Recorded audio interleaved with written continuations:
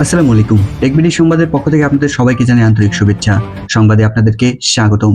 শুরুতেই দেখানো যাক আজকের প্রধান সংবাদ শিরোনাম। মন্ত্রিসভার সিদ্ধান্তে পাল্টে যাচ্ছে অর্থবছরের হিসাব। দিনুসা সেঞ্চুরির পর 284 রানে অল আউট শ্রীলঙ্কা। জ্বালানি সংকট উত্তরণে স্বল্প ও দীর্ঘমেয়াদী পরিকল্পনা নিচ্ছে সরকার। চলতি অর্থবছরে কৃষি ও পল্লী ঋণের লক্ষ্যমাত্রা 60,000 কোটি টাকা ছাড়িয়েছে। ইরানের উচিত সাদা পতাকা উড়িয়ে আত্মসমর্পণ করা, জানালেন ট্রাম্প। প্রিয় দর্শক, এতক্ষণ শুনছিলেন আজকের সংবাদ শিরোনাম। এবারে বিস্তারিত। পাল্টে যাচ্ছে অর্থবছরের হিসাব। 2028-29 অর্থবছরের জুন জুলাইয়ের পরিবর্তে গণনা হবে এপ্রিল থেকে মার্চ পর্যন্ত। 2027-28 অর্থবছর 9 মাসের জুলাই মার্চ ট্রানজিশনাল হবে বলে সিদ্ধান্ত নিয়েছে সরকার। সোমবার 17 জুলাই রাতে প্রধানমন্ত্রী তারেক রহমানের সভাপতিত্বে মন্ত্রিসভার বৈঠকে এই সিদ্ধান্ত নেওয়া হয়। জানানো হয়েছে, বর্ষার অবকাঠামো উন্নয়নে ব্যাহত হওয়া ও জনদুর্ভোগ কমাতে এই পদক্ষেপ নেওয়া হয়েছে। সংবিধানের সংশ্লিষ্ট আইনের সংবিধানে এনে আর্থিক ব্যবস্থাপনা সিস্টেমের প্রযুক্তিগত পরিবর্তন আনতে যাচ্ছে সরকার। দিনুসা সেঞ্চুরির পরও 284 রানে অল আউট শ্রীলঙ্কা।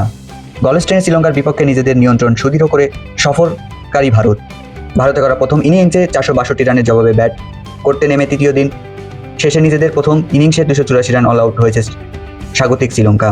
ফলে প্রথম ইনিংসে 178 রানের গুরুত্বপূর্ণ লিড পেয়েছে ভারত। জ্বালানি সংকট উত্তরণে স্বল্প দীর্ঘমেয়াদী পরিকল্পনা নেওয়া হচ্ছে।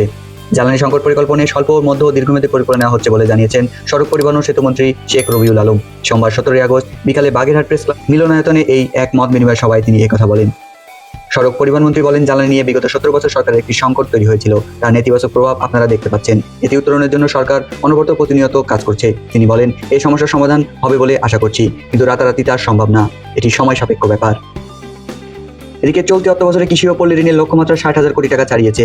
চলতি অর্থবছরে কৃষি ও পল্লী ঋণের লক্ষ্যমাত্রা 60,000 কোটি টাকা নির্ধারণ করেছে সরকার, যা আগের অর্থবছরের তুলনায় 54% বেশি। ব্যাংকগুলোতে মোট ঋণের কমপক্ষে 4% কৃষিখাতে বিতরণ করতে হবে বলে জানিয়েছেন বাংলাদেশ ব্যাংক। গত 17 আগস্ট সোমবার দুপুরে ব্যাংকের প্রধান নির্বাহীদের সঙ্গে বৈঠকের পর নতুন কৃষি ও পল্লী ঋণ নীতিমালা ঘোষণা করেছে Bangladesh bank. Deputy governor doctor Habibur Rahman বলেন, গ্রামীণ ও কৃষি অর্থনীতি চাঙ্গা করার উদ্যোগ নেওয়া হয়েছে। ঋণ বিতরণের লক্ষ্যমাত্রা অর্জিত হলে গ্রামের সংস্থা বাড়বে। মোট ঋণের মধ্যে রাষ্ট্রায়ত্ত বিশেষায়ত্ত ব্যাংকের মাধ্যমে 20,500 কোটি টাকা বিতরণ করা হবে। এছাড়াও বেসরকারি ব্যাংকের মাধ্যমে 21,500 কোটি টাকার বেশি বিতরণ করা হবে। মৎস্য ও প্রাণী সম্পদ খাতে বিনা জামানতে একজন কৃষক 5 লক্ষ টাকা পর্যন্ত ঋণ পাবেন। এদিকে ইরানের উচিত সাদা পতাকা উড়িয়ে আত্মসমর্পণ করা, জানালেন ট্রাম্প। চলমান যুদ্ধ পরিস্থিতিতে ইরানের অবিলম্ব সাদা পতাকা উড়িয়ে আত্মসমর্পণ করা উচিত বলে মন্তব্য করেছেন মার্কিন প্রেসিডেন্ট ডোনাল্ড ট্রাম্প। সোমবার 17 আগস্ট সংবাদ মাধ্যম ফ্যাক্স নিউজকে এক দেওয়া বিশেষ সাক্ষাৎকারে প্রেসিডেন্ট ট্রাম্প একথা বলেন। সর্বশেষ আজকের মতো এখানে শেষ করছি টেকবিডি সংবাদগুলো সম্পর্কে আপনাদের মতামত কমেন্ট করে জানাতে ভুলবেন না। ভিডিওটি ভালো লাগলে শেয়ার এবং চ্যানেলটি সাবস্ক্রাইব করে আমাদের সাথেই থাকুন। আল্লাহ হাফেজ।